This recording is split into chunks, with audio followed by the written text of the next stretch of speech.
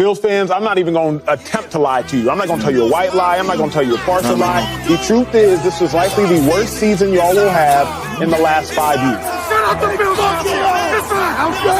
It's a house game! Yeah, we the Buffalo Bills. Yeah, we the Buffalo Bills. You better know that. Look how we throwing and catching, cause we are unstoppable, yeah. You better know that. Look how we running and hitting, cause we are unstoppable, yeah. Reppin' the mafia, yeah.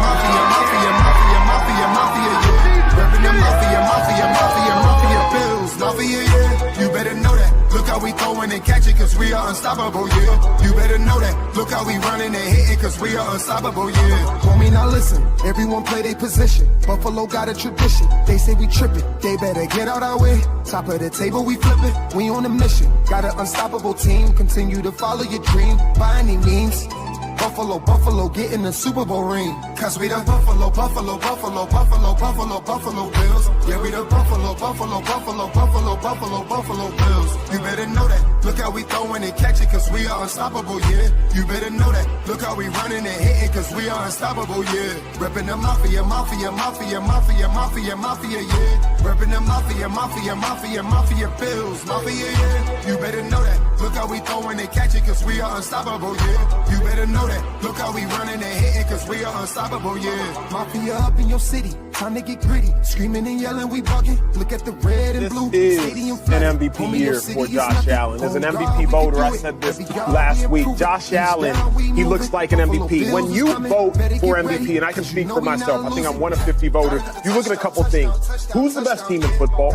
Who's the best player on that team in football? What do they look like as the best player on that team in football? And how much talent is around that best player on that best team in football? Cause we the Buffalo Bills. Yeah, we the Buffalo.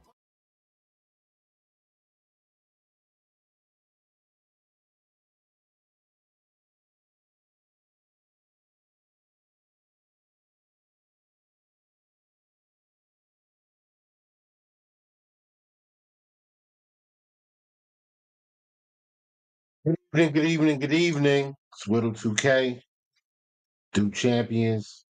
Beyond 716 will be here shortly. Welcome back to another episode of Coast to Coast. Ladies and gentlemen, I'm tired. And just, just so you know, I'm tired because I had a long weekend. I had a long drive, and part of my long drive was there was an event and that I had to drive to. The event was the Buffalo Bills game, and I thoroughly enjoyed myself. Um, I was very skeptical, as some of you may know. Like those who know me, y'all know I get nervous for these big games, and this game was the biggest, like the biggest game, and I was a little worried because Ravens got a great team, great roster, up and down. They got a bunch of studs, a bunch of talent, a bunch of stars, and the Buffalo Bills. We have some areas of concern that did show their ugly heads in over this game, but in epic fashion. The Buffalo Bills once again defeated the um, Baltimore Ravens by a score of 40-41. Josh Allen with a just I don't even know how to describe it. Like this guy's a monster, man. I mean, he had over 251 yards in the air in the fourth quarter. Keon Coleman, 7 receptions. Or was it 8? I think it might have been 8. I want to say it was 7, but I believe it was 8. Let's see. Let me check. 7 receptions. But that's Zay Flowers. 8 receptions for our guy. 8 receptions for Keon Coleman. 112 yards and a touchdown. One of literally like the nastiest stutter step moves in space that I've seen probably ever. Made Jair Alexander touch ground, man. I mean, it was unbelievable. Yes, and like normally, y'all know I don't do this, but I'm doing it today because uh Ravens fans got to get their chain back, man. They spent all off season talking about a DEI MVP, talking about the playoff game they beat themselves. Well, this is two in a row, man. 4 out of the last 5. Like at some point, y'all got to stop beating yourselves, especially to the same team. You keep losing to the same squad. It's like a trend now. You know what I mean? Like honestly, I thought the Ravens needed this game more than Buffalo did because wait, what can you give Eddie O his flowers? Cats acting like Eddie ain't changed the game. Bro, I'm gonna get to that. I promise I'm gonna get to that. Um but yeah, like they spent the whole summer talking about DEI MVP and all this other stuff with Josh Allen. And I thought Josh Allen put together a performance that, we gotta let that go now. Like that's over with. Josh was unbelievable. Um, over 400 total yards. 40, 46, 33 or 46, 394 passing yards, 2 touchdowns. He was sacked 1 time. QBR of 112. Um, he had 30 yards rushing, 2 touchdowns, and yeah, over 400 total yards. Not to be outdone, Lamar Jackson, 14 and 19, 209 yards, 2 touchdowns. He was sacked twice, and a quarterback rating of 144.4. And see what I'm like that's the thing, man. Like I know I'm gonna get off on a little tangent because I'm low key trying to wait for Beyond to get here, and we can do our thing like Styles and Kiss. But right now, it's just me. But um, we got and our guest is here. Um, but let me just get this quick point out, man. Like um, Lamar's stat line, not really like it's crazy, but it's not really crazy. Like when you look at what Josh did, but it'll come off as a more efficient night, which is like one of those reasons that people think that Lamar's better than Josh. But one thing you can't deny is that Josh was more valuable to his team. Um, the Bros numbers are really inflated for being a game man. Nah. Listen, if you went to that game, if you saw this man play, if you've ever seen Lamar Jackson play in real life, you know Lamar is not a game manager. He is a dog. I mean, there was a play where we were supposed to sack him, like Bosa and Rousseau are like chasing him down, and dude breaks out of it. He ran back like 15 yards behind the line of scrimmage, escapes those 2 guys, takes off up the field, turns it into like a 20-yard gain. They get a first down. Very next play, handoff, Derrick Henry off the right side, touchdown. And that put them up 40-25. But whatever, man. It was a great game. And Josh said, he had some words to the fans. Don't give up on us because we're not giving up on because we're not giving up, and that's great, Josh. I'm one of those fans that left because I didn't want to sit in traffic for 3 hours after taking a loss and having to explain to irrational people for the next 4 hours why we lost the game. So just like don't don't give me a heart attack and just like can you do this earlier in the third quarter and that way we're not going anywhere. But anyway, um without further ado, I'm going to bring on my guest, Coach Oliver. Welcome to the show, Coach. What's happening? Coach, I'm get right to the point. Let's That do it. defensive tackle, number 91, Right. we don't win this game. Listen, so one of the things that has bothered me about some of the guys that the Bills have drafted, Mm-hmm. so Ed Oliver, um, Shakir at times, Mm-hmm. uh, you know, Deion Dawkins, a bunch of guys. Mm-hmm.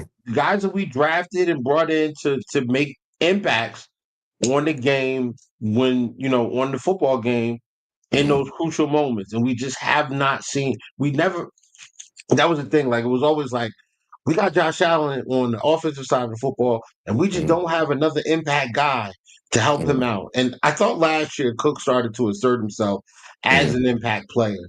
And then there were like certain games, right, where like Ed Oliver would just be a monster, right? Like, Mm-hmm. but it just wasn't consistent enough. Mm-hmm. Then you get to, later on in the season, it seems like every time we play against Kansas City, Ed plays well. So they do their best to like put as many bodies on him as possible. But Mm-hmm. um we played against when we played against the Broncos. I mean, Ed was pivotal Mm-hmm. in not allowing that running game to be and not allowing them to establish a run game. Not allowing the Broncos to establish a run game. Not only that, but providing interior pressure, which really pushed Bo Nix off his spot. Um, and when you have a young quarterback, that's what you want to do. You want to make him uncomfortable, make him move, make those throws more difficult. He Right. did that in that game. And then when we played the Ravens, he at that in the divisional round, I Mm-hmm. thought that was Ed's best game as a pro. I mean, he was owning the interior, like he was pushing Linderbaum into Right. the pocket. He was breaking up run plays. Like, you know, we did such a good job of dealing with the Russian attack from Derrick Henry in that game. I thought Mm-hmm. largely because of the penetration from Ed Oliver. And Right. I'm like, man, if we can get this Ed Oliver more often, like, bro, we might be cooking with something. Mm-hmm.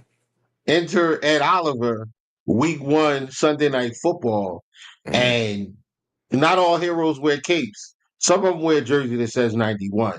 Can you Right. please talk to us a little bit about Ed's performance on Sunday? Like what, Yeah. just give us your breakdown. Well, I'm gonna start how you started, kind of like last season. I think that Lions game, that was like the trending upward for him being more consistent. Like he had an up and down year to start off that season, to say the least, and um, he had a hamstring injury before that Houston game, so that kind of set him back a little bit. And then towards the end of the season, he kind of caught his footing, and he kind of ended on a high note. Um, Mhm. so going into this season, like I said earlier, I felt like this was going to be one of his I wouldn't say breakout, but the extension of when he had the 9.5 sacks. Yeah. But what I seen Sunday was a man that was trying to prove a point, not to the Buffalo Bills fans, but to himself, that he's still one of the best defensive tackles in the National Football League, and rightfully so. That he went out there and played probably one of the best games I have seen him play in a very long time. Like, and I'm his brother, and I think, and I'm not saying like as far as stat wise, I'm just talking about just flat out just tenacity. Like he wouldn't allow himself to lose, if that makes sense. Like, I don't know, like it was just wild, and I was there, so, and it looked like he was like, bro, we're not gonna lose. Like that last play where he stripped Derrick Henry, that was like the icing on the cake of saying, man, this is why I play this game. I play this game to cause hell, and it looked like he was just trying to cause hell every time he was in. Now, credit That's Lamar Jackson and Derrick Henry at the end of the day. Like, Right. it's not a lot of people that's stopping them.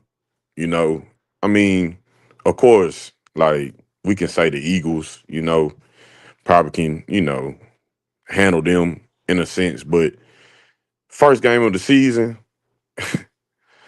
Right. like, come on, man. Like, I don't know if people remember last year the game versus Arizona. Like, I bet y'all was feeling the Yeah. exact same way. Yeah. And Yeah. then as that Yep. season went on, that defense, grew and grew and grew and things like that. So I wasn't really discouraged to say the least. Like in that game, I never felt like we was out of it. I swear to God, like I'm sitting there and when Derrick Henry scored that last touchdown and they missed that field goal, I'm like, oh, it's a numbers game now. Like literally, it was a numbers game. I'm like, if defense can get one stop, I literally said this, as defense can get one stop, just one, not knowing what was gonna happen, which was ironic, but if defense can get one stop, I feel like the game is in our hands because the momentum was already like kind of teetering for a little bit. It never felt like a two possession lead, in my opinion.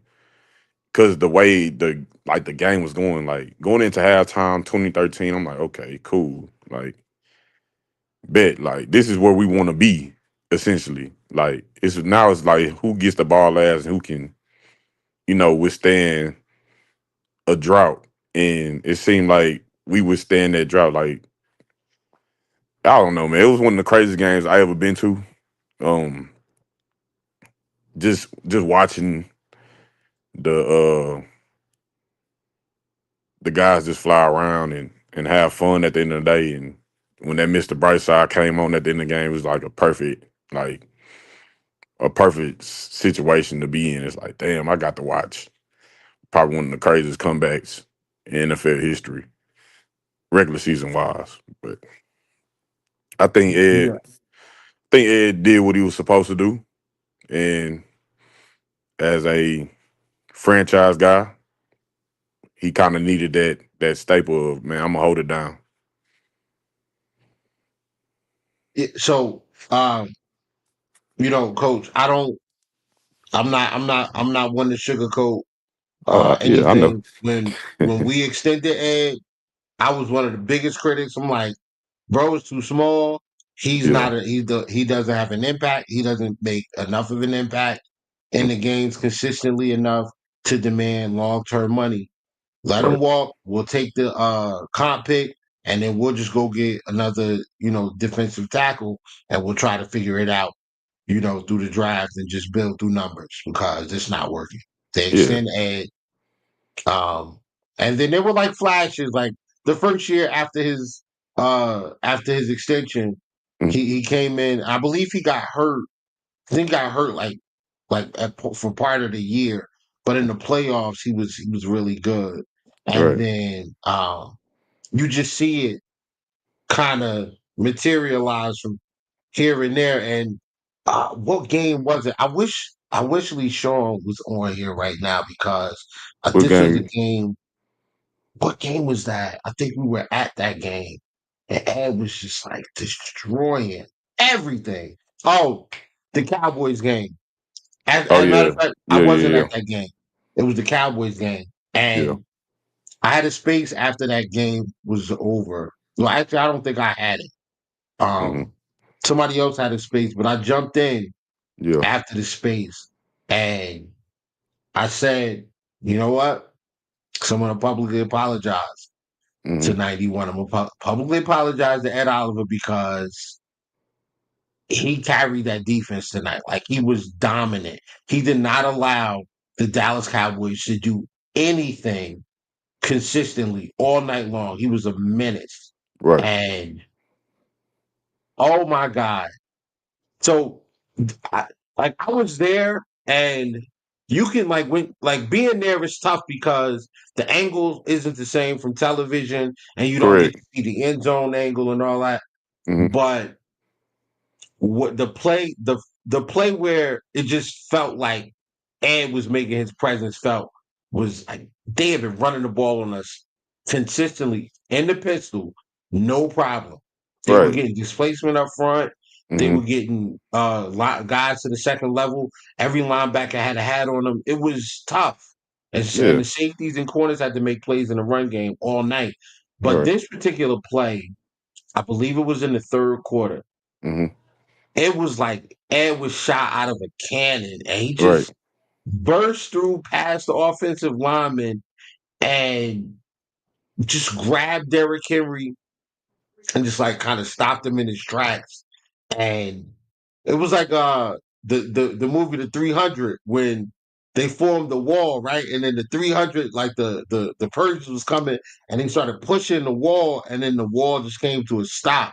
And Yeah. like Derrick Henry was the Persians, and Ed was for sure that wall of Spartans, and he stopped Right. and he just pulled Henry back and threw him on the ground. I was like, yo,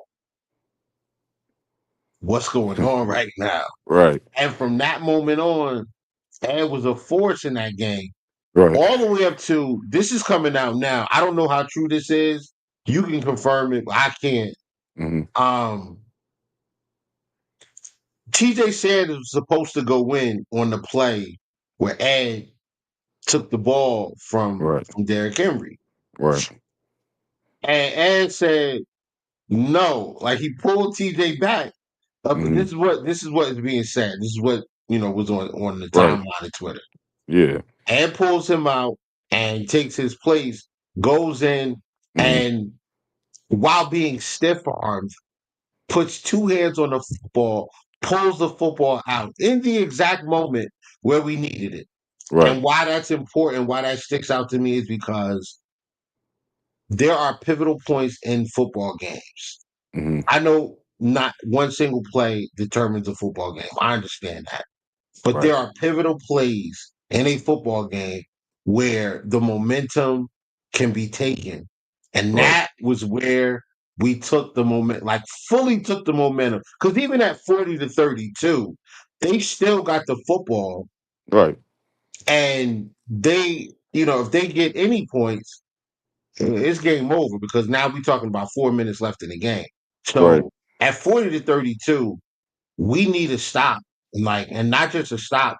Like we need a punt or a takeaway. And Ed Right. goes out there and snatches the ball out of his hands. I mean, that was Nah, that was unreal. I don't know, man. Yeah, I don't know. I'm still kind of in shock that Right. we actually they actually pulled this out. Right. And I think because I seen him after the game, what he told me is like they just kept on saying, man, we need one stop, we need one stop. And like it was like, all right. And like I guess he was basically saying, shit, I'm the one that's gonna get this one. So I think that's why I think the story coming out that he waved off people, I think is the reason why, that story came out because he really was like, one stop, all right, I got you. And he really got two if people want to be honest about the situation because Mhm. he the one that hit Lamar. Yep. So he really got two stops and I don't know if people really realize what he done them last two drives to get the Ravens offense off the field in a sense. So like I said, He he played one of those games that he's just capable of playing, and he showed not only Buffalo Bills fans, I think he showed the world like I'm back healthy, I'm black in my right space, and it's finally slowing down for him. I think, and of course, like I'll say, like the Ravens used a lot of um personnel packages to get what they Mhm. want in the run Yeah. game. They did depend on a lot on the wide zone, and everybody knows Derrick Henry loves wide zone.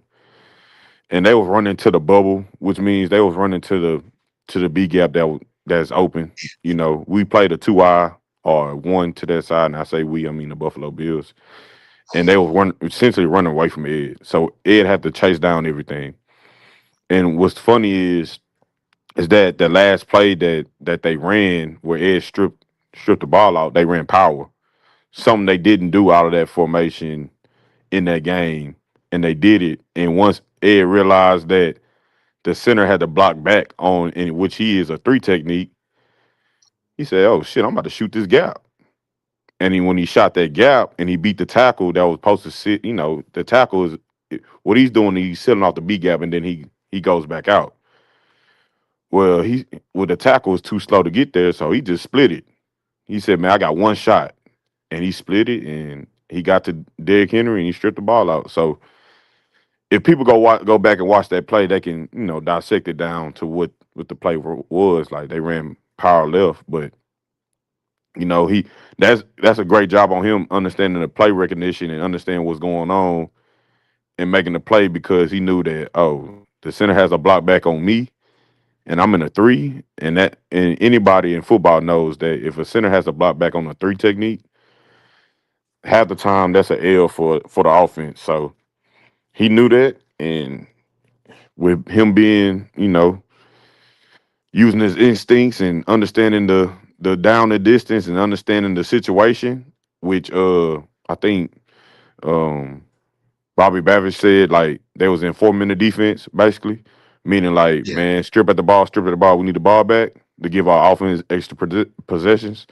So him understanding that and understanding like the meaning of that play in itself and the situation at hand, that lets you know what type of player he's become because now he's understanding situational football. right. And the other thing about that is also understanding tendencies of your opponent, right? Right. So Derrick Henry is a power runner, Yeah. and there are a couple things that Derrick Henry likes to use, and in his repertoire when he's running the football, one of them is Which the is that stiff arm. that stiff one. Yeah, Yep. and you could tell he knew the stiff arm was coming Right. because he's getting stiff arm back and Mhm. still has two hands on the football Football. Yep. and pulls the ball out. Like that Right. is a But I also want to talk about that sack because Lamar stiffed him on that sack as Mhm. well. And him Oh yeah, understanding, yeah, yeah, okay, I still need to grab something to get him down because, and also shout out to Greg Russo on that because yeah, I think I'm not too sure. I think Lamar wanted to throw the ball away, but with Greg Russo, he was swatting down, so Lamar had to tuck yep. the ball and it ended up being a sack. So again, I think, man, everybody can say, man, they gave up 40 points. I mean, shit, It's the that's a tough Ravens, card on game one is to face the Ravens right? and understanding what was on their mind coming into that building. Not not even what 9 months ago they lost in that building Yep, due to circumstances as turnovers and stuff like that. And relatively, they were playing the clean game until their turnover. So it's yep. kind of like that was probably one of the toughest game ones you can put on your schedule, and they end up finding a way to win. I think that's the most important thing is that they end up finding a way to win despite all the things that went against them during that game. Yeah. So they were exactly, coach. And I think both times, like the last two times, so the playoff game and obviously week one, the Mm, Ravens come in. They're still missing. They're missing a guy or two. yeah, Pat and Uh, and likely, yeah, right. They're missing Pat likely this time. And last time we played them, they were missing Zay Flowers, Zay Flowers, and they were missing uh, the safety, Marcus Williams, even though he wasn't really. And I think Darius Washington was hurt as yeah, well. hmm But either way, uh, so having likely gives them more leeway to right, run big personnel, to be able to stretch the field, especially through the seams, hmm and really attack the safeties and linebackers with likely. right, But without likely, now they have to go to more of a, they got to go into more 11. They got to go into, uh, right, more motion, more, more. The offense can't be as static as it right, was when you putting big personnel out there. They got to do a lot more window dressing of what they want, in order to get guys hmm free releases. And I thought they did a good job of that with Zay Flowers. Zay right, Flowers came in, and that was like, at the beginning, before the game, I had said to other Bills fans or whatever, I was listen, Zay Flowers. I think I said it last week too. Zay Yeah, Flowers to me um, provides a difficult. He's a difficult matchup. He gives yeah. difficult That's matchup you're right. problems for us because of his speed Mhm. and um I worry about him running away from the coverage, being able to stretch us, you know, Yeah, east to west is not necessarily north to south, but east to west is very difficult for guys to stay with him. right. And I don't know that the pass rush is going to be able to get to Lamar Jackson before Zay uncovers. You got a better shot with Likely there, but man, I don't really think we have anybody on the roster that can deal with Zay. And I thought that defensively, I thought we did a good job in coverage. Even though Yeah, Zay had I think he had 7 receptions for like 140 yards or whatever. But if right. you go back to those plays, like they really had to dial some, they really was Yeah, they had to dialing it dial up. it up for sure. Yeah, to get Zay free and to get those plays. One of the plays that they utilized, was the Bills were in a 6-man front, and they chose to blitz Taron Johnson. Hmm. Zay gets a deep crosser, Yeah, and he just outruns the bracket of Bernard and I want to say it was Taylor Rapp. He right. just beats those guys to a spot.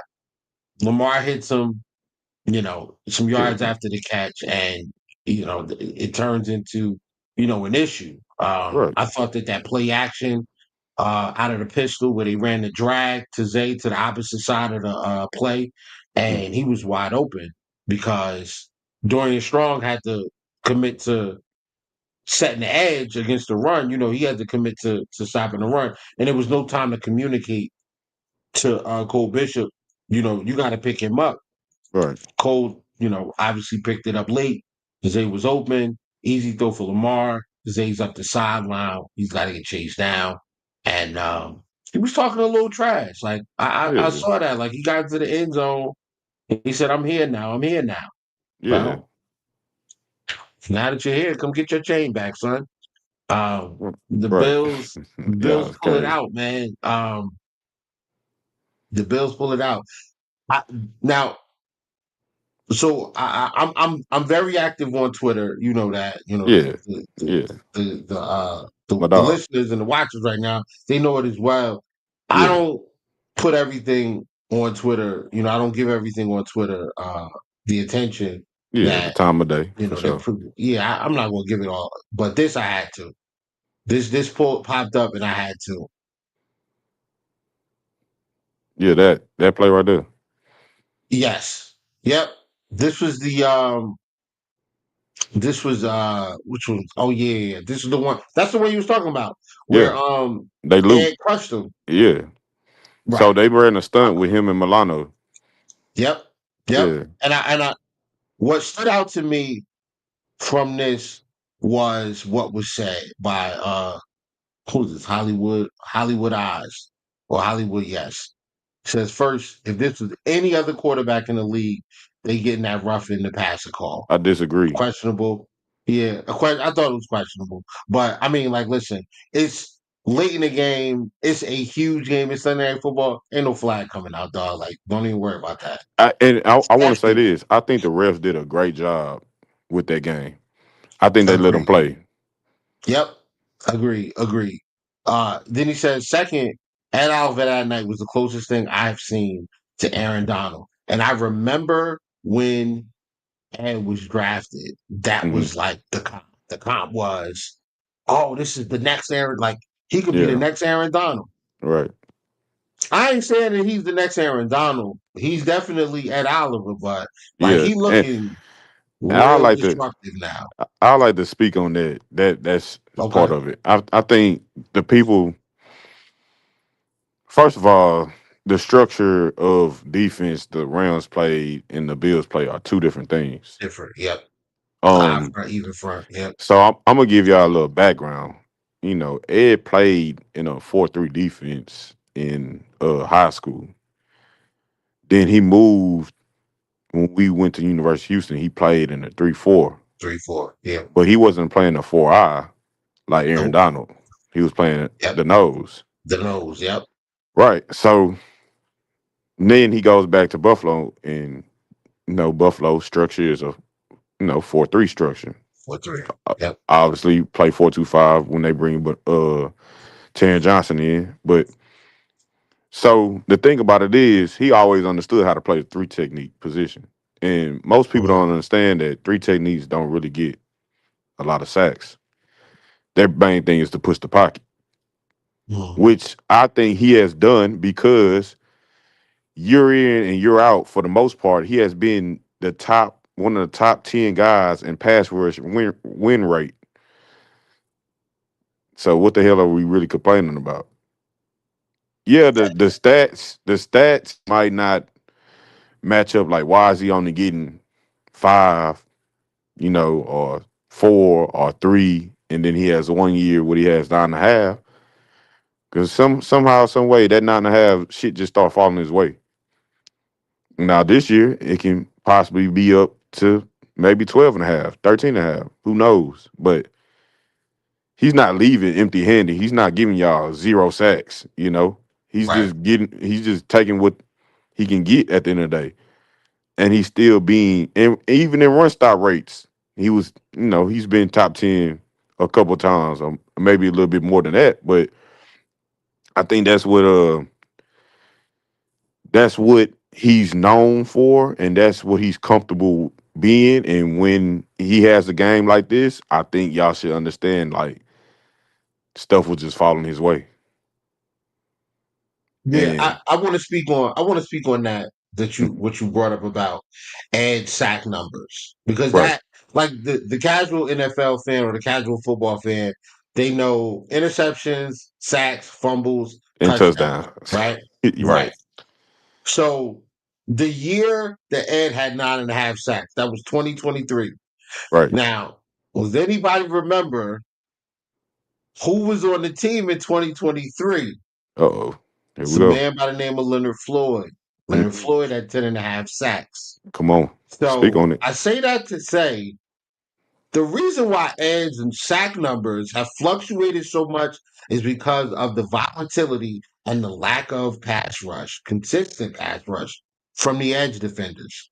That is why quarterbacks can escape to the left or right against the Bills when Ed is consistently creating pressure or getting up the field. Because I would watch and I'm like, dog, like, Ed is getting there and these guys are just barely getting away. And Yeah, out of the arm's reach. biggest, Yep. yes, and the main culprit of getting away from Ed sacks is Patrick Mahomes. He will step left or right and throw the ball Yes. away or hit a tight end or running back or somebody, Mhm. and Ed will just miss that sack. Yep. Enter in Joey Bosa.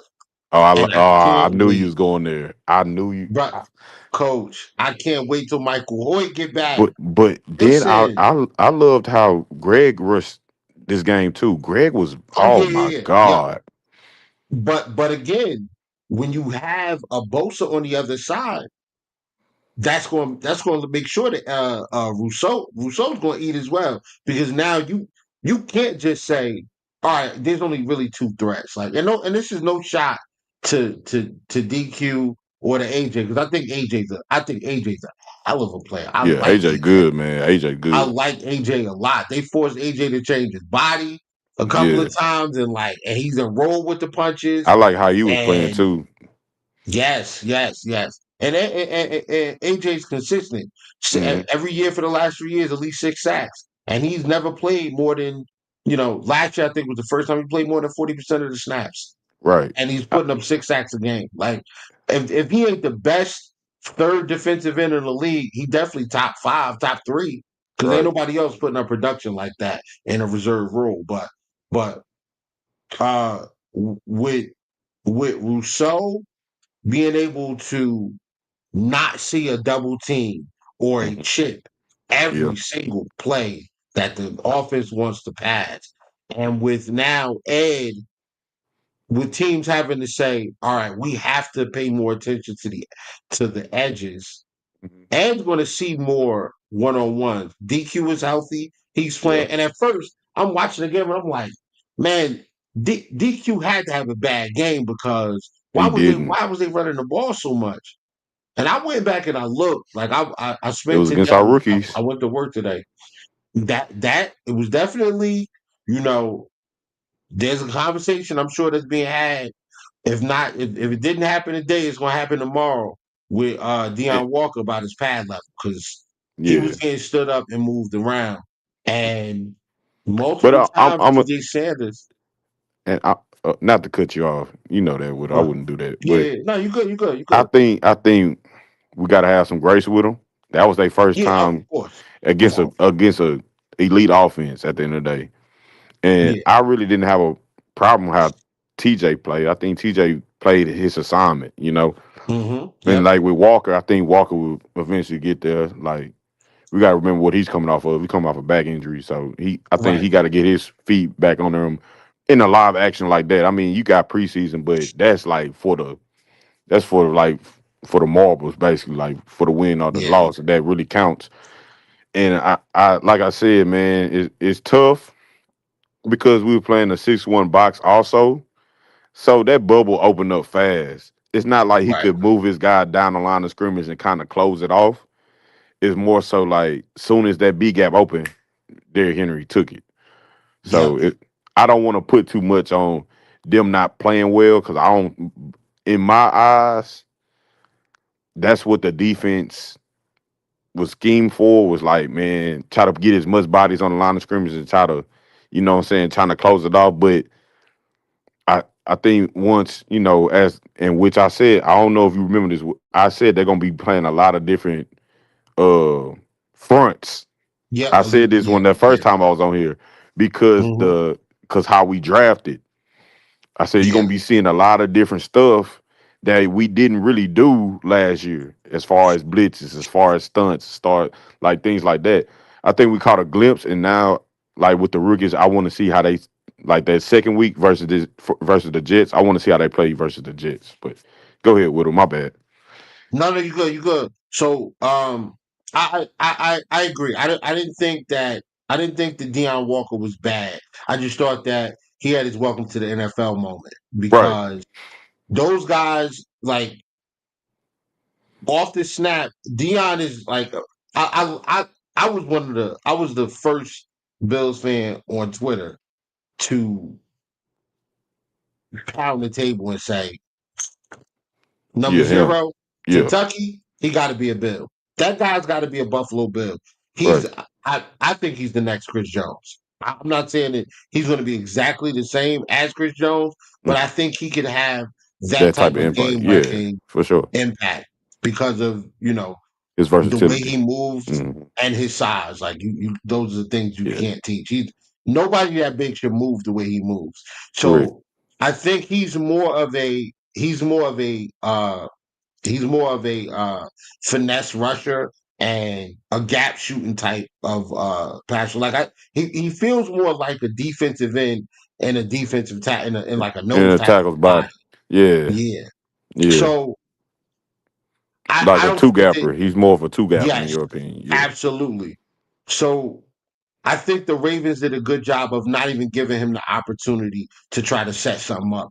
They You're were right. putting two bodies on him immediately, and then right after they after they walled him off, Mhm. the up man, the whoever the help blocker was once they got him turned, Yeah, they like the got to the center backer. Yeah. and the guard, right? Once they got him turned, the center Hmm. was peeling off. He's going up to the next. He's going up to And, the second level, and he's taking one of the backers right. out.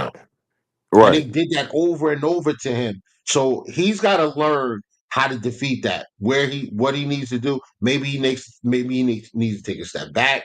Maybe Uh-huh. he needs to just force his weight and his movement directly into the guard and force his way into the backfield. I don't know. That's something Right. that that Coach Nielsen's gonna have to work with him on. But I thought TJ was in position to make a few plays. He just missed Yeah. plays multiple times. And like watching it on TV or being at the game, I'm thinking to myself because me and Lee Shaw had this conversation. Was like, bro, we're not getting nothing from the rookies. Like They didn't Yeah. give us nothing tonight. But then I went and I watched the 22 today, and Mm. I'm like, nah, that's not even what happened. If Nah. anything, I don't want to. I don't want to like. I'm not trying to like shade the second level, but it really was like But they played a Bernard. 6-1 Yeah, structure, you yeah, know. So you basically saying, man, we gonna stop. We trying to build a wall to not get him going. But at the end yeah, of the day, once Derrick Henry, like you said, those two guys could sealed off Walker, and then we got one guy getting to Bernard because of the box structure. I mean, you got 6 down linemen basically yep, and one backer, and now that one backer has to be flying to the ball, which Deion Walker should be in moving them down the line, not letting them reach him, but he's getting reached. So yeah, it's kind of making it tough on Bernard to get his read and make sure he's covering that gap that's open. And that's why I say, I mean, we can be tough on it and we can be nitpicky, but at the end of the day, how many reps has those two guys gotten with each other? Truly. right, right, And I don't want to yeah, be like, yeah, we gave up 40 points. But shit, we scored 41. right. And that You at the end of the day, that's what know? matters. So it's like I'd rather learn, and I know they're professionals. I know they're in the building like, man, this shit can't happen no more. Like, I understand who we just played and we had to do what we had to do. And Hmm. let's say we'd have played a 4-3 box, right? Let's say we'd have did that the whole game and he would have did that. I mean, now we blaming what's my dog name? Dorian Williams. Now we Yeah, blaming him. Or we blaming Matt Milano for not filling that big gap. I mean, at the end of the day, it's Derrick Henry. And he like they did what they felt was best, and shit, it was obviously. I bet Bobby saying, "Yeah, we're not gonna play that shit no more. Probably yeah. not gonna do that. Probably not gonna do that no more." Yeah, I think they're gonna. I think they may get away from that. I don't. I like that formation, but I like it more on against on passing downs. I Yeah, like it on passing downs against for the sure. Ravens because Right. that's like Lamar when pressure makes mistakes. So I love it when we're gonna if we're gonna play something like that. Like I want to see it against the pass more so than anything else. No But I doubt. think they were so I get what you're worried saying. about giving up. Yeah, I think they were so worried about giving up the off tackle stuff to Yeah, Henry because last year they ran a lot the of wide wham zone. trap. Yeah, Yeah, wham yeah. trap. That's the Hmm. first play of the game last year. That way he And scored that really and touchdown. truly, Yeah, week 4. Yeah, yeah. like, man, I'm gonna be honest with you. Like, I didn't feel, and maybe because Pat and Likely was out, and that played a part. So I'm gonna give them the Mhm. benefit of the doubt on that too. Like the last year, we was telling them like we didn't have Matt Milano, Bernard, or Terry Johnson, so Right. they caught us slipping, and we might have caught them slipping in a way. But as far as their run game wise, they kept it kind of simple, right? And they did stuff they typically, in my opinion, don't like running. Don't do. Right. Right. Like they run power and this, that, and the third, but they really want to run trap. They want to run, influence trap. They want to run crunch and things like that to make that B gap wider so Derrick Mhm. Henry can get his shoulder square and get north and south and get going. Like that zone stuff. Like if you really watch Derrick, like he likes zone, but he's more of a downhill, like, get people out the way and let me just run through. But again, I think, their game plan was pretty, in my opinion, was pretty good. The Ravens, so to Yeah. speak. And like I said, they just executed, bro. And shit, it led to them scoring 40 points. So, That but that's what elite teams do. And right. I mean, if we gave up 40 points to, if we gave up 40 points to the Saints, I mean, it's Yeah, time to I'd hit be the looking panic around button. like scratching my head, Yeah. Right, but That this is the Ravens. You know, they're gonna do but this to a lot of people this year. and Uh, I'm not gonna lie. When they ran out that tunnel, I said, "Oh shit!" Boys Like is big. they look the part. I was like, damn. Yeah, Like when in that playoff game, I was like, this, you know. But when they added like some pieces, like damn, this don't look like the same team that came up here for the playoffs, you know. So I was like, right. okay, like how this game gonna look? And then like when we went down there, you know, we scored. I'm like, well, shit, we ready. And then we went on our little drought for a little bit. I said, "Oh shit!" And then, like I said, when as the game went on, though, I feel like, okay, nah, that's just them. They went on their little, and the Ravens will do that. They'll go on like a little, like a splurge, like they boom, Yep. boom, boom, and like they will score like real fast. And Lamar Jackson, they doing zone reads, and he keeping the ball, and it looked like he finna score at any moment and stuff like that. And you like, damn. But then They you just see 17 go out there and just calmly do a 2 minute drill with no timeouts, and you kind of like, Mhm. well, let's see how this shit gonna play out. Yeah, yeah. Like the thing about the Ravens that is unlike any other team is they present so many different questions to defenses because there's nothing that they can't do. If they Right. want to beat you with speed, they can go to Keaton or they can go to Justice Hill in the backfield and go 11 with Hop D Hop Yeah. who had a heck of a catch on Yeah, he did. It seemed like he make a catch versus us every chance he right. get. Every time we play this dude, yeah. It So don't matter they can go Arizona, with Kansas him, City, Bateman. Houston. Fuck.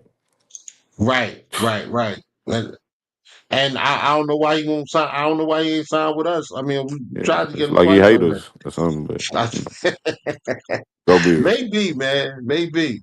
Right. But yeah, like they just present so many different questions, and it's impossible to have answers to everything.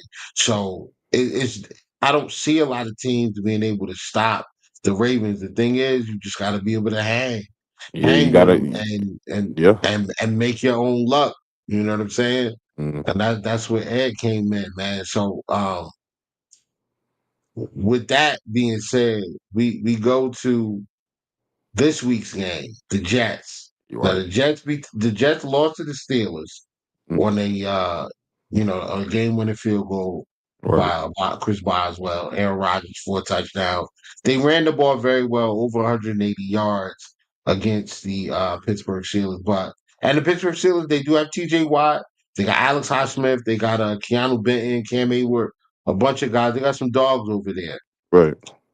Their defense, not our defense, though. And not saying that our defense is better.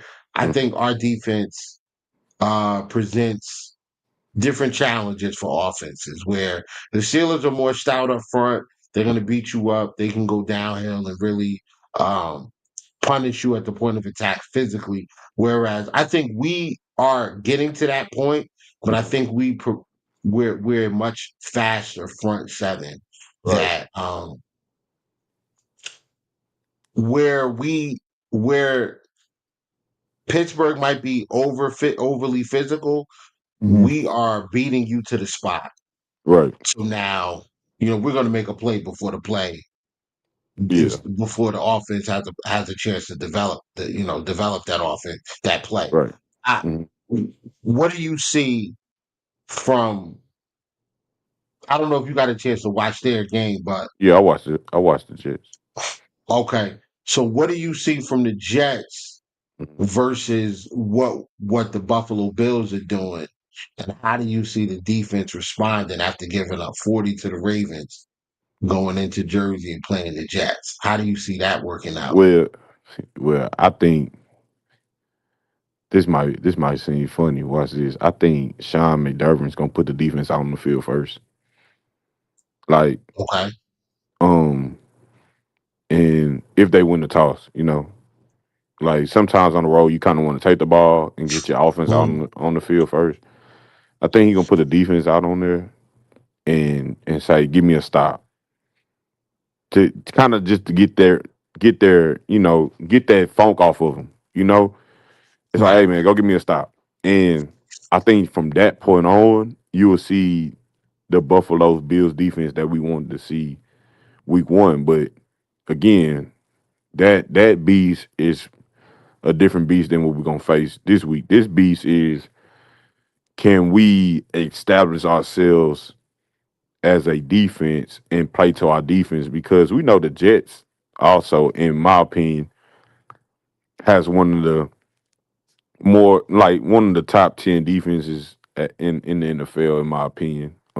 With Quinnen and Sauce Sauce, and all them, Quincy, and they can Cisco, yeah, cause they got a some, bunch of guys. yeah, they can cause some, some hell for offense. So you kind of just want to say, hey, I'm gonna put my defense on the field first and let them get a feel for the game, and let them, if they can get us a turnover or you know a punt, and put Josh Allen in a favorable position on the road and get us going that way. I think that's the way the Bills is gonna go with it, in my opinion. Now he might very well say, all right, Josh, go score first and put us ahead. But understanding who Sean is as a head coach, he probably gonna say, "Hey, let me get my defense right," because I know if I get Right. them right, now we cooking with hot grease. So, I think Justin Fields hasn't gotten a fair shake in this league, in my opinion. I think he can be like a top 16, no, the top 20 quarterback in this league. Um, their running game is, I think they have a three-headed monster. Um, but Yeah, I think Fields, Priest, also, and Braylon. Yeah, yeah. Um, and I think the other dude's name Isaiah Davis, something like that. Isaiah Davis. Yep. And they got their offensive line is re-pieced together. I think they're decent. Obviously their receiver core is gonna be up to par, to say the least. But I think if we play sound football and get to the ball like the Buffalo Bills know how to do, I think we're gonna be all right. And it might be another shootout. Who knows? But I just want to see, you know, that style of defense that ended the game, like running to the ball, putting hats on the hats, being physical. And I think that what's his name? Strong. I think Yep. Dorian. Yep. Doran Strong, I don't know if people paid attention, bro. He's gonna be a nightmare, dog. Like, and I called that shit, and people thought I was crazy. I said, bro, that's probably one of the best picks in the draft that nobody's talking about. And I love Harrison. Yeah. I think he's gonna be phenomenal. But as far as a late, I don't know what Bean does in his office. It's like he a damn wizard or something. But like him finding these late guys like Terry Johnson was late, you know, Christian Benford was late. Now him, it's like, damn, son, like, do you have a master key on fifth, sixth round cornerbacks and DBs? Like, what the hell you got going on? But to Right. say the least, obviously they're gonna be a better football team than most people expect. Offensive, defensively, and then I think our special teams has been a huge part, and it was a huge part of why we won that game versus the Yep. Ravens, which nobody is talking about. Hmm. Far as the kicking game and put them in spots where sometimes they had to drive the field. Now we did give up some, later, that I felt like, damn, like, come on, kickoff team, like, y'all should have had that stop at the 25. He ended up making it to the 35-40. But I think like them bringing in a new punter, obviously that was a whoa. Did you see that one punt? I said, holy shit. Um, he shanked the shit out of it. But Oh, she was the worst punter in the league. Like yeah, that the was, worst. It's right there on the screen. Out yeah, of man. all of the punters from week one, he Yeah, was by far the worst one yeah. according to EPA.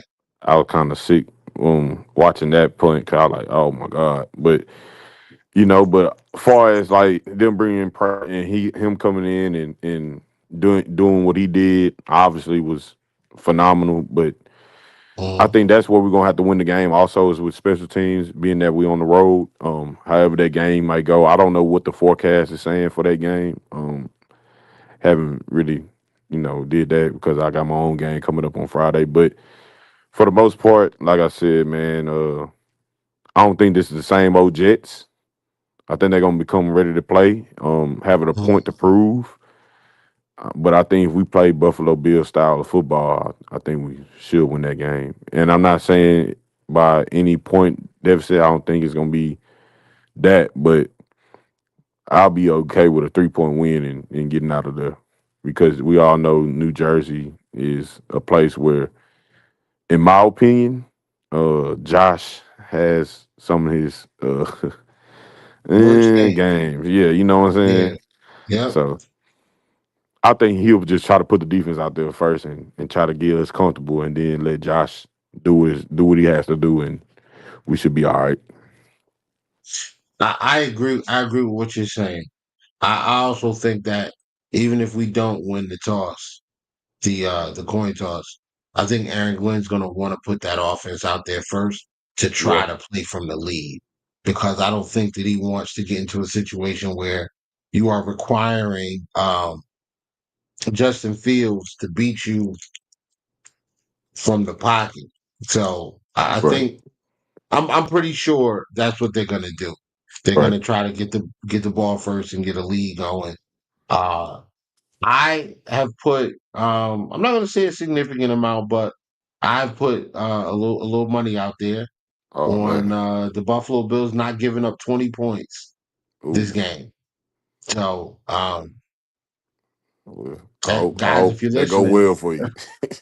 yeah, I hope so too. I hope so too because I want to get one of these. I want to get one of these jerseys, the new Right. rival The joints. new So ice, I'm trying to yeah. The buy. new ice. I'm That's trying what to I buy. call it. Yeah, the ice. Yeah, Yeah, the I want ice. one. I want to try to I want to try to get it off of some of these other fans' money. You Right. know, if I could take some of their bread and a little friendly wager here and there, Yeah. and buy the jersey off of them, it feels better for me, and it feels worse for them every time they see me in it. So, Right. it's a double-edged sword. That's what I'm looking for. So, Yeah. Buffalo, listen, guys, this is not the Ravens this week. Um, and I think that I think Bosa is going to defend the read option a lot better this week than I he agree. did against Lamar. And And I want to say something so bad about that. no, go ahead. Because I don't I even think we're think gonna get a couple of turnovers. But go ahead. I think, and me personally, he played his job. Hmm. He never turned his shoulders. He was surfing. He played down the line of scrimmage. I mean, it's fucking Lamar. And the one he did right, I don't know if people realize that. The one he did Yep. right, guess who got the TFL on that play? Ed freaking Oliver.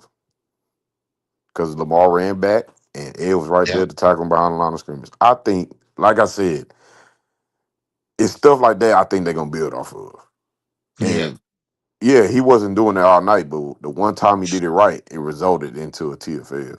So the And thing about it they're is, gonna call that. They're gonna go right back to it. They're gonna say, yeah, "Listen, this is when you didn't do your 111th. This is what happened. But when right, you did, 91's right there. Clean it yeah, up." clean it up. So yeah, man. But I'm gonna go ahead and get out your here, man. I appreciate you as always for letting me on and letting me talk some ball and Coach, letting me be a part of the anytime, Bills anytime, Mafia. I love it. anytime, Coach. And listen, the next time you at a game. Yeah, We gotta stay. We gotta be in contact ahead of time. If I'd have known you was there, yeah. I would have tried to. I would have You would have sent you the stayed. location for the mafia house, man. Yeah, Bro, them man. ladies out there, dog. I'm Listen, playing. I I'm know a, y'all probably eat better, but yeah. bro, I'm gonna plan on the Really, I'm planning on coming up there to the Kansas City game. So okay, all I right, love watching that game. Like I have not in the last, I want to say, 2 years. Like I've been to every game they play Kansas City. So I don't plan on missing anymore because I like watching Josh versus Pat, man. And it just something I can't miss. And I have, and now the last two times the Ravens played, I've been at that game as well. So Yeah. I plan the marquee matchups. I'm gonna be there for sure. So are you gonna be there for the Bengals game? We gonna see. Okay. All I'm gonna right. let you know. That Bengals game, that's the one. That's the one for me personally. Like I got you. for Twitter purposes, NFL Twitter purposes, that's the biggest game of the year. I already That know it. that that Bengals game. But I'm a holler, man. Appreciate it. All right, coach, take it easy, man. Appreciate you popping on. All right. All right, that was Coach Oliver, Ed Oliver's brother, Big 91. Um, again, guys, he had a great game. Let me start getting to some of these comments 'cause I know it's sticking here. Let's see. Pause. Think Josh mentioned. Let's see what we got. What we got. What's up, Carlos? I think Josh on a mission, and I like cooking this game also because he missed last game at MetLife. Yo, Cook is on the injury report, so he may miss this one as well. We don't know yet. So we'll see what happens, man. Yep. Inshallah, we'll post the stream, and I appreciate that, man. Thank you. Yeah. This you were talking about the rookies. Bro, we talked about this all summer, man. We talked about this all off season, dog, about the rookies coming in, and it's probably, playing early. Yeah, it's gonna be rough through week 1, week 3, week 6. But week 8, week 10, week 14, week 15, I expect them guys to be well equipped and acclimated to the NFL game, and I expect them to take care of business. Learning on the job. That's it, man. Barbershop. Oh, barbershop podcast. Yeah. What up? What up? Classic Sunday night. Even though my team ended up on the wrong end of the road sloop. Part 2 may be coming in January. Absolutely, Trey. Appreciate you, big dog. Hey, man. I didn't have faith, man. Ladies and gentlemen, I was one of them ones that Josh was talking about at the end of the day. At the end of the game, he said, he noticed Bills Mafia leaving out of there, and he said, next time have a little more faith. Don't give up on us. And you know what? You're right. I should have had more faith because I had to sit in the car and listen to the rest of the game on the radio. And yeah, man. You know.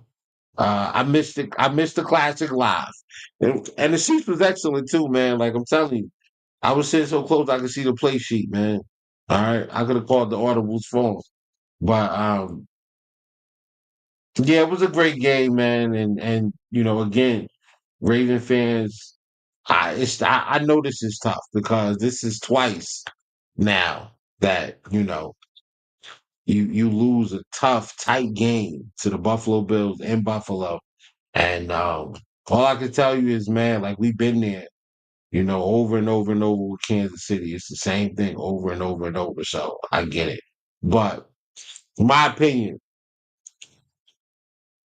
I do think that the defensive line played a solid game. And I know it's hard to believe uh, because, the end result of the game was, you know, the Ravens ran for 230 yards or 260 yards or whatever. They ran for like a billion yards, but a couple of big runs where we were in more of like a base or a 4-3, and the defensive line did what they were supposed to do.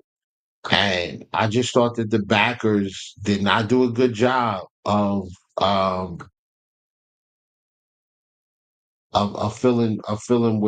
filling in where they needed to fill in. So let me pull this up because what I did was I reached out to a um reached out to guy who I know who played college football. He played linebacker, and I asked him about this play. And, he told me,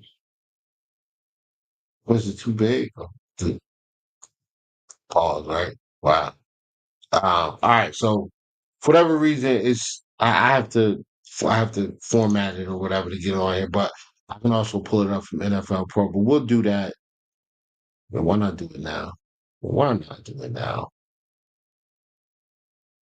I actually didn't want to do it, but before we get out, while I'm pulling this up, we'll talk a little bit about uh, some of the moves that were made.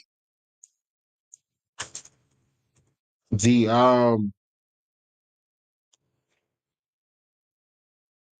the Buffalo Bills released punter Brad Robbins, and we signed a new punter.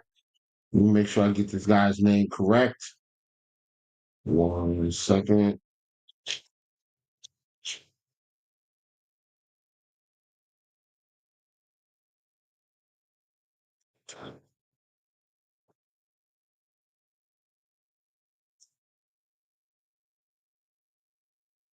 Cameron Johnston.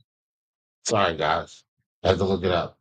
Cameron Johnston, the new Bills punter. Um, he's a ginger. He's a ginger. He looks like Bill Burr, the comedian, and he also looks like Sean McDermott. It's actually kind of weird. Uh, it actually is kind of weird. Let me see if they updated our lads already with the new punter.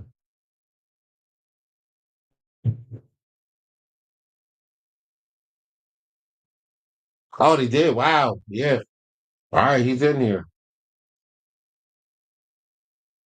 Um, so yeah, we signed Cameron Johnson. He's gonna be a punter starting up next week or against the Jets this weekend. And come on in that. All right. Yeah, big Phil. I was just gonna bring that up, man. We also signed someone to the practice squad. The Bills signed defensive tackle Fidarian Mathis to the practice squad. Um I fully expect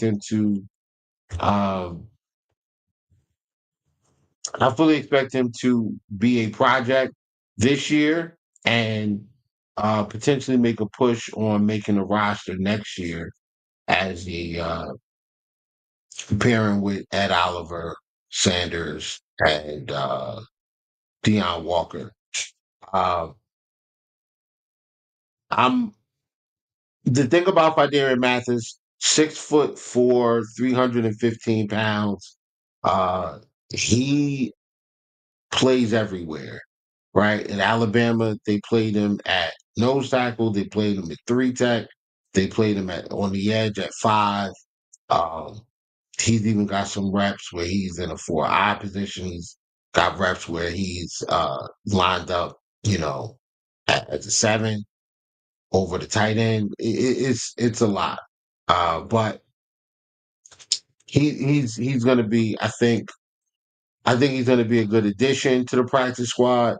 Hopefully, Ryan Nielsen can work with him, get him up to speed, and get him on the field. I'm looking forward to him. You don't like people. You don't go to Alabama if you can't play football. Like the kid, he definitely can play football. So I'm looking forward to seeing whatever we can get out of him, if anything. Um, the other issue that I want to bring up is safety play. I keep seeing people complain about the safeties. You're right, but there's nothing we can do about it. We're up against the cap. We don't have a ton of money. And to be honest, I think we can't. To be honest, I think we can't let week one dictate how we feel about about the safety play. The Ravens are tough. You got to put a bunch of guys on the line of scrimmage, and you also got to, you know, you, you also really need to run too high safety and keep those guys back because a guy like Bateman, Hopkins, and Zay Flowers all present threats down the field if you give them a one-on-one. So you kind of got to keep the safeties high, which is then an issue because when they do have to come down and run support, um, we don't have the greatest athlete. And told you I'm sleepy. Uh, we don't have the greatest athlete in Taylor Rapp. I think he's a good player, just not a great athlete. And you just saw it. Derrick Henry was able to out athlete our guys up the sideline multiple times, and we just kind of have to deal with it until we can address it, maybe through the draft or free agency next offseason. Um, or maybe they uh, escalate the maybe they accelerate the plan for Jordan Hancock. Maybe move him to safety full time. We can put Bishop near the box where he's a little more comfortable, and we'll keep Hancock deep. I don't know. I don't know how they're gonna do it, but that's where we are. But anyway, the Jet game. So coming up, we got the Jets. In MetLife, 1 o'clock. Um, over I would say the last 4 years, the Bills have struggled for at least two of them in MetLife. I don't look at last year as a struggle. I just think that defensively we weren't that good. And, that's really it. We just weren't that good defensively. But against the Jets, I think we're going to be okay. I think that while they do pose some of the same issues that the Ravens pose with the read option, the running game, the quarterback that's mobile, um, shifty receiver out there that can really hurt you. While they do, while that is an issue, they don't like, dude. He's not Lamar Jackson, and Brees Hall is not Derrick Henry. So I think the defense is going to want to. Um, they're clearly going to want to send a message. Like I looked at some of the rankings, we're like 32nd in every defensive metric in the NFL right now. I think the defense is going to want to send a message. I think they're going to want to, um, make a statement. Oh yeah, Deion's favorite opponent. Yeah, he loves playing against the Jersey Jets. He loves it. So they've already been talking a little stuff. Dion's been talking a little stuff. This is a revenge game as well. Elijah Moore. We didn't use Elijah Moore a lot last week. You saw Elijah Moore. I think he had one reception and he had like a jet sweep or whatever. So they didn't really use him that much. But I think this is a good time to kind of ingratiate him into the playbook a little bit, or ingratiate him into the offense a little bit more. Revenge game, man, against a team that didn't want you, they traded you away. So yeah, let's get Elijah Moore out there. Um, what else? Oh, Joshua Palmer, guys, like he is such a great addition to this team because if you go back and just go back and watch Palmer by himself. Like, don't even pay attention to the rest of the team. Just watch Palmer run his routes. He got open a number of times. Uh he's very, very, very shifty. I'll say that. Like he's very, very elusive in his route running. Very crafty. I'm just throwing adjectives out at this point. That boy Jackson Hall. Yo, how about that catch by Jackson Hall? How about Keon Coleman? Do y'all remember last year when it was the playoffs and they did a recap on the season, and Chief fans were like, thanks for Xavier Worthy," and they posted Xavier Worthy stats next to Keon Coleman stats, even though Keon had missed 5 games. Did y'all see that? I saw it. I didn't forget. So, and apparently neither did friend of the show, AJ. So our guy AJ, I'm not gonna screw your last name up, brother. Um, yeah, AJ put a tweet out about, Worthy not having any production, and Keon Coleman having production, and he said, "Hey, thanks Chief, thanks KC for letting us get Keon Coleman," and they were upset. Chief fans were upset. Forever the victim, forever the victim in every situation. Um, not all of them, but most of them, just always crying about something. Oh my God. We don't have a left tackle. We don't have a right tackle. Our defense isn't good. We don't have a little Jerry Sneed replacement.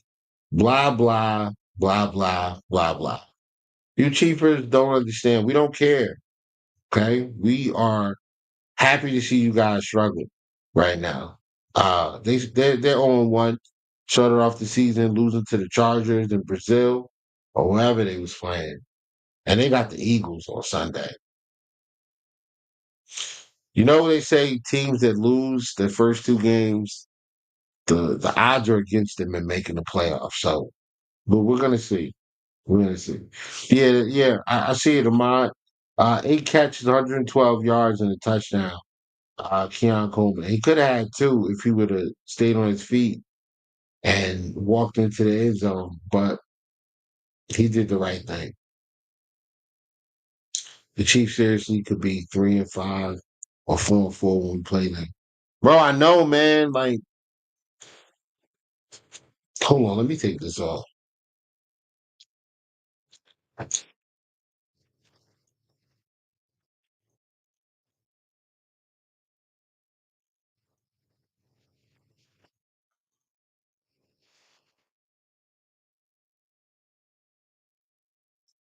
All right, better.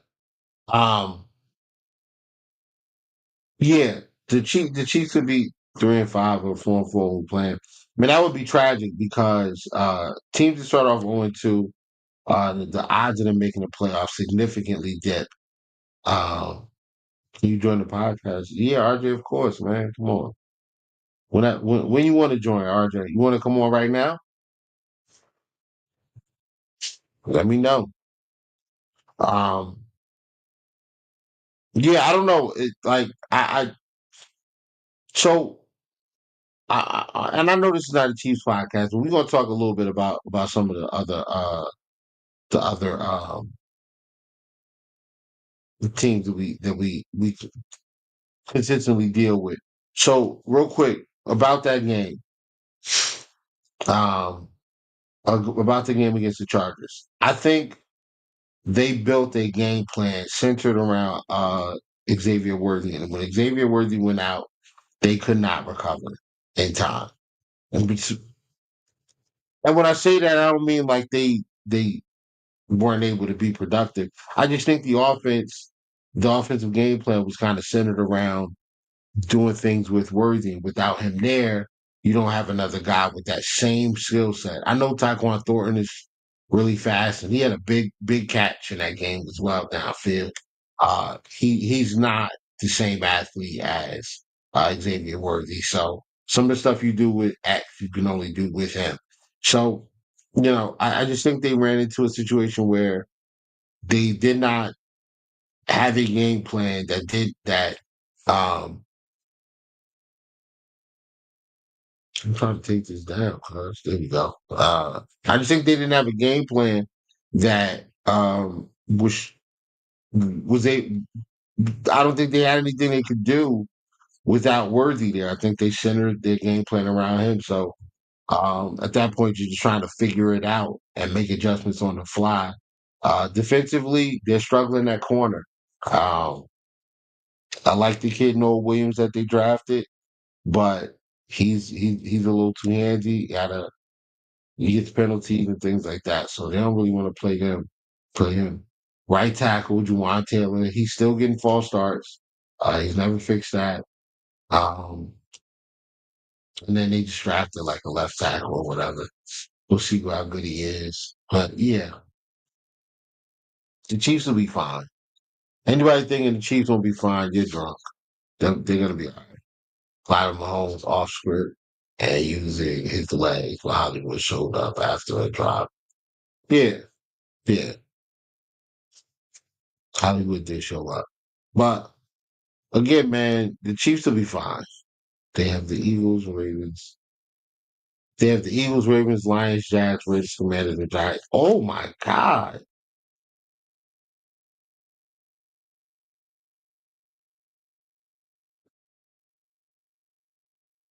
Oh my God. Oh, wow. That's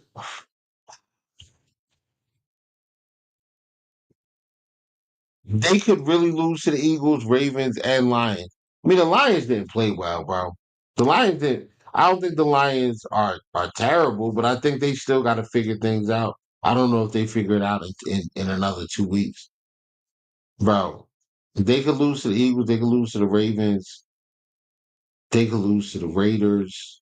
They could lose to the Commanders. I don't know if they could lose to the Jags, but it's possible. It's possible. The teams, that's a lot. Like one, two, three, four. Yeah, four out of those next 6 games, I don't know about, man. What, four out of those next 7 games, I don't know about. Could be rough. Could be rough. Another news about another team that we deal with constantly. The Raiders took care of business and they beat up the Patriots. They beat the Patriots 20-10. Um, Yeah, my man doing his thing over there. 20-10, Geno Smith. He got a good lineup. He got a haircut now. He chilling. He got a haircut. He's looking good. Um, looking good on the field. Relax, guys. He's looking good on the field. And yeah, man, like the guy's been playing well for the last few years. And they got some weapons out there. Brock Bowers, they got Jacoby Myers, they got I don't even think I said it. Yeah, it's Jacoby Myers. They got the rookie Dante Thornton. So they got some guys. They got some guys out there. I don't know. It's just the defense with them. But yeah, that's a tough schedule, man. That is a tough schedule. See, I got a nice bet on us against them. Bengals, man. We gotta have that one. Yeah, for sure, bro. Listen, Dante Thornton, yeah. Appreciate you, I mean, appreciate you, brother. Listen, this Bengals game, hands down, the biggest game on NFL Twitter. It's not even close. Like that has to be live, like obviously on TV, but like if we can play that in like a Twitter space, that would be dope because I want everybody to watch that game. That's gonna be a great, great, great, great, great game. Great game against some stinking Bengals. Oh yeah, Jack Bash. That's right, Jack Bash and Genty. I mean, I just meant like pass catcher because they did a good job stopping Genty from running. So what else we got? I just went over to Fidarian Mathis. We worked out a bunch of guys too. Like it wasn't just Fidarian Mathis that we worked out. We worked out uh a corner who I would have been happy if the Bills would have drafted as well. A guy by the name of Andrew Booth Jr. I'm hoping that he signs on the practice squad as well. That would be really, really nice. I think he's that of a player. Um, but with that being said, my guy Beyond stood me up all night. I don't like that. So we'll talk about it. The bad guy. Who's the bad guy? I know I ain't the bad. I know it's not bad guy from. Maybe that is bad guy. If that's bad guy, shout out to you, bad guy. I appreciate you tapping in, man. Um, Chiefs got a murderer's row. It's gonna be tough. They don't beat the Eagles this week. They're gonna have to run the table, man. They're gonna have to run the table at least to the bye, at least to when they get their guys back. It's gonna be rough though. Worthy looking like he's out for 4 weeks. They'll get they'll get GT Rice, Grand Theft Rice. They'll get him on was it weeks what is it, 6 game suspension? So get him week 7. It's it's only one bad guy. Oh, all right. Oh, all right. Oh, all right. Oh, all right. um, yeah, man. Yeah, the Ravens game, man. The Ravens game. That was a tough game. No lie. Walked out of there. I thought we was taking that L. Thought we got smoked, but man, listen. Josh put his cape on and he did his thing. But um, oh, I almost forgot, bro. I was wrong. I apologize, everybody. Uh, If y'all tuned in, I think it was 2 weeks ago, we had our guy Neil on, Neil, the Dolphin fan, and he was trying to tell me, "Hey, look, man, the Dolphins, they're not a good team. I don't think that we're going to be able to compete this year. I think that we're going to implode." And I was like, "Nah, you'll be fine. You got a really good defensive line. I think your corners are a little underrated. I think they're better than what their name says. So you can't judge it by the name of the back, judge it by what you see on the field." And I said when Tua's healthy, you guys are able to score. Your offense looks good. You can run the football. You got guys now on the offensive line that creates a little bit of displacement. And then you guys are like really tricky runners. So you do a lot of different things with um you do a lot of different things with motion and moving linemen around to kind of sucking defenders into areas where you want to keep them that open up gaps for you to run through. So the Dolphins do a great job of that. I said, I'm not really sold too much on the Patriots, and I think the Jets are in the rebuild. Uh, I mean, the Jets been the Jets been rebuilding since 1968, I guess. But I just didn't think the Jets were going to be good. So I had the Dolphins filling in as the number 2 team in the division, and they went out and got demolished. 33 to what was it, 33-8, I think it was, something like that. My God, man. Like, I mean, if you're gonna prove me wrong, cool. If you're gonna make me look stupid, that's fine. I don't care. But don't make me look stupid like this. Like, I feel extra dumb. The Dolphins would be better, a much better team if McDaniel was just the OC. And that's true. You know what? You know what's crazy? My mom says this to me. She says the truth will outlive a lie, right? And Dolphin fans for the last like 3 years have been telling us that um Brian Flores was a terrorist. Brian Flores, terrorist. Brian Flores, you know him? Yeah, he's a terrorist. Same thing as Osama bin Laden. Same thing as, you know, I don't know the terrorists by name that are like out in these streets, but whenever you see terrorists, I was about to make a political statement. I'm not going to do that, but there are some terrorists out in the Middle East, and they're not in Palestine. We'll just leave it. We'll just leave that there. Uh,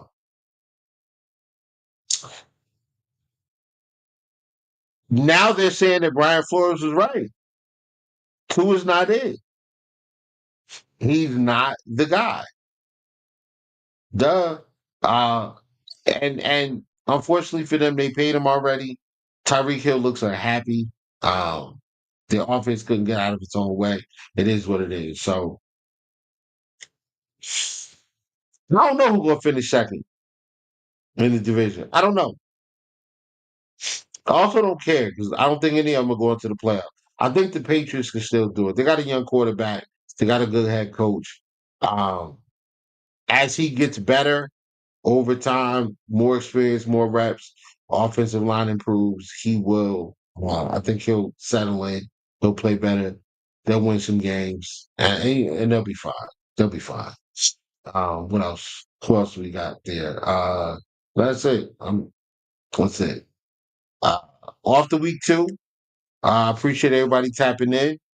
Um, Tune in. We doing our Bill Spaces on Twitter.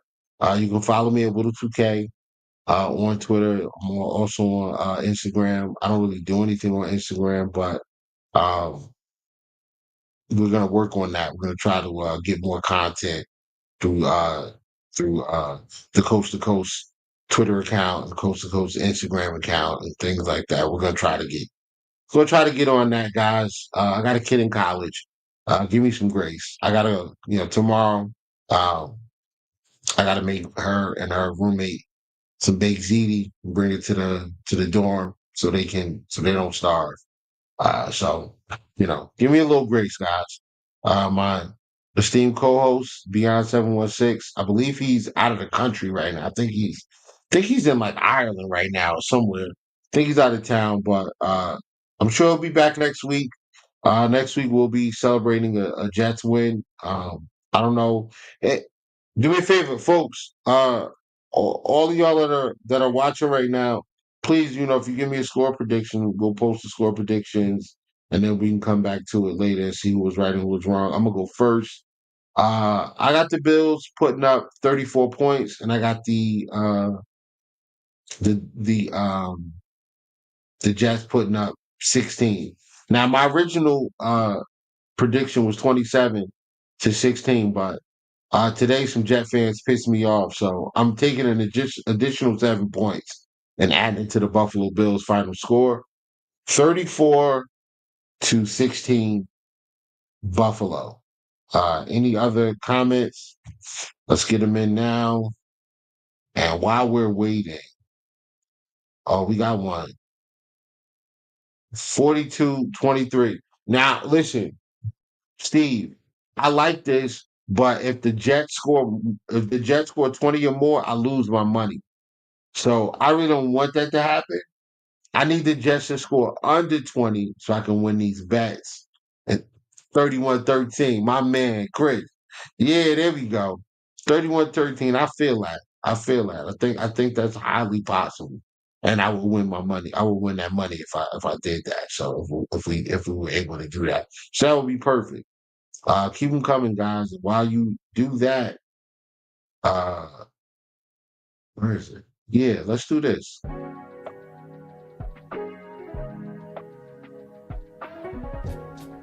For the best Italian food in Western New York, Elliot Apollos, call 716-825-3675. The Lardon Construction Group.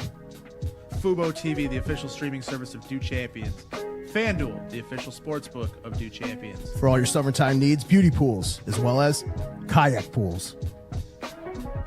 CX Chronicles, your total customer solutions focused manager. W.GG, the official energy drink of Do Champions. Hey, Sons of Erie, our artwork looks better on your walls. Hamburg Brewing, please visit our tap room on Boston State Road, Hamburg, New York. And finally, Fat Boy Surf Club for all your surfing needs.